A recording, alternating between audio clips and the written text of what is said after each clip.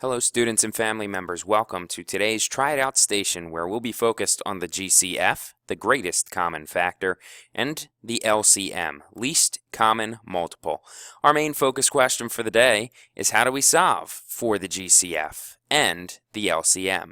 What's great, if you haven't seen my previous video, is that we can use the same exact strategy to solve for the greatest common factor as well as the least common multiple. You just need to know one slight difference to solve for each. So let's take a look at the sheet and practice together. You can print this sheet out right here on my website. Just download it and print it out, and you can follow along with us. First of all, to use the strategy that we're going to use, which is called the upside down birthday cake method, and again, if you have questions about that method, please see the previous video. It goes through each step by step so you can complete this problem. You need to know the first 6 prime numbers that we have in order to solve these problems proficiently.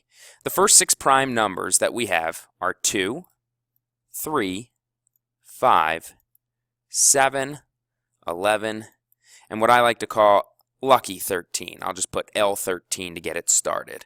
Now that we know these prime numbers, those are the ones that are going to help us test for divisibility when I'm asked a question about the GCF and the LCM.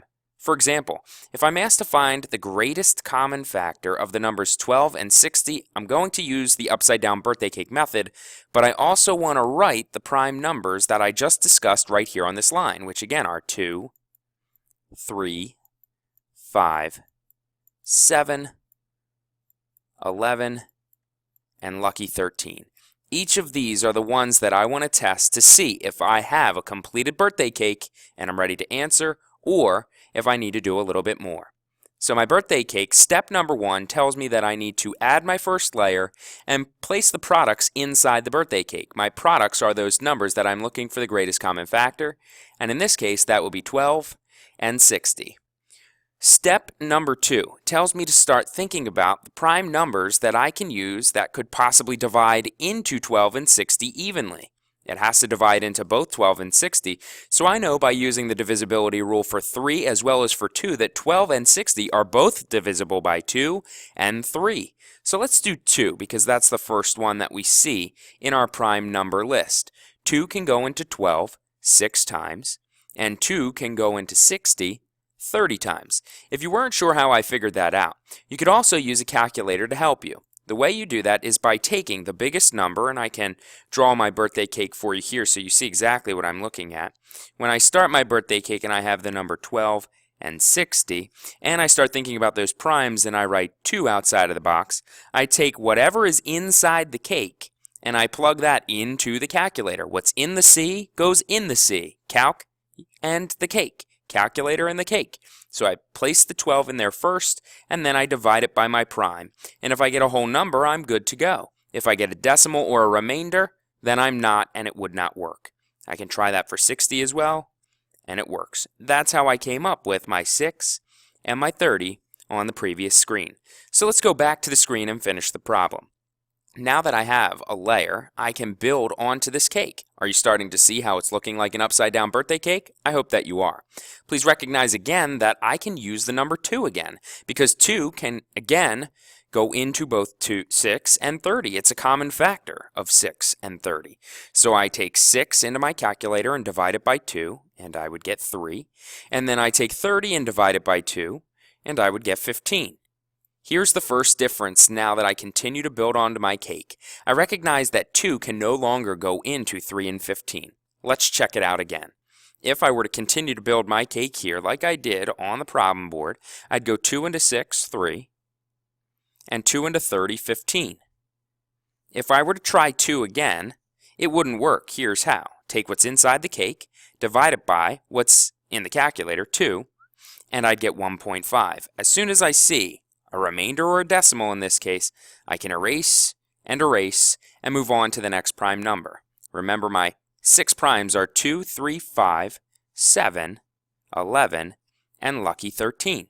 So in this case, if 2 isn't working anymore, I've got to go on to 3. Let's try 3. Take what's in the calculator, 3, and divide it by the prime 3. I get 1.